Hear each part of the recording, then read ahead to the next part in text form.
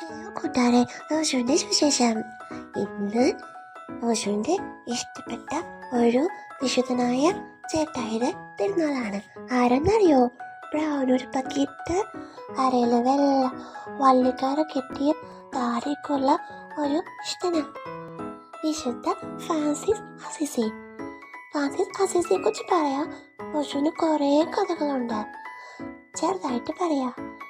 ഈ വിശുദ്ധൻ വലിയ പട്ടുവസ്ത്ര വ്യാപാരിയുടെ മോനായിരുന്നു. എന്നുവെച്ചാൽ വീട്ടിൽ കുറെ പട്ടൊക്കെ ഉണ്ടായിരുന്നു.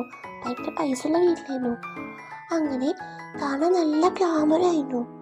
അപ്പം ആ നാട്ടിലെ ചേച്ചിമാരൊക്കെ വിചാരിച്ചു എനിക്ക് ഫ്രാൻസിസിനെ കല്യാണം കഴിക്കണം.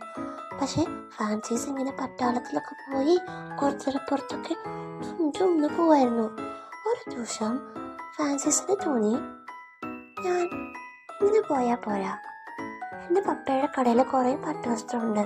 കുറേ പാവപ്പെട്ട മനുഷ്യർക്ക് കുഞ്ഞുടുപ്പ് പോലും ഇല്ല. അപ്പോൾ ഞാൻ ഈ പപ്പയുടെ വസ്ത്രമൊക്കെ എടുത്ത്, പപ്പയുടെ പട്ടുടുപ്പൊക്കെ എടുത്ത് ഞാൻ പാവങ്ങൾക്ക് കൊടുക്കും. അങ്ങനെ സുന്ദരനായ ഫ്രാൻസിസ് ചേട്ടായി ഉടുപ്പൊക്കെ എടുത്ത് എല്ലാ പാവങ്ങൾക്കും കൊടുത്തു.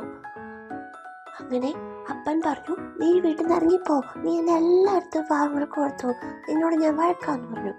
അപ്പോൾ ഫ്രാൻസിസ് പറഞ്ഞു, സ്വർഗത്തിലോട്ട് കൈ ഉയർത്തിയിട്ട് പറഞ്ഞു, പിതാവേ, ദൈവമേ, നീ എൻ്റെ അപ്പൻ.